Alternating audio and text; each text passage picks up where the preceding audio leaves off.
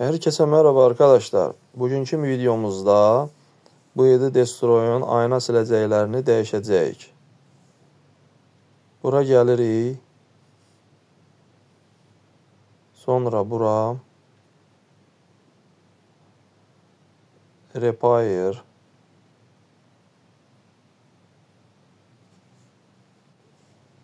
Buraya tıklayın. Gördüyünüz gibi bu pozisyonda siz siləcəkləri dəyişə biləcəksiniz.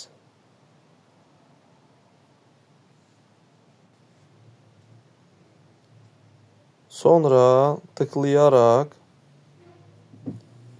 siləcəklər geri getdi. Hepsi bu kadar arkadaşlar. Kanalımıza abunə olmağı, like etməyi və kanaldakı yeni videoları kaçırmamaq üçün zil atmağı unutmayın.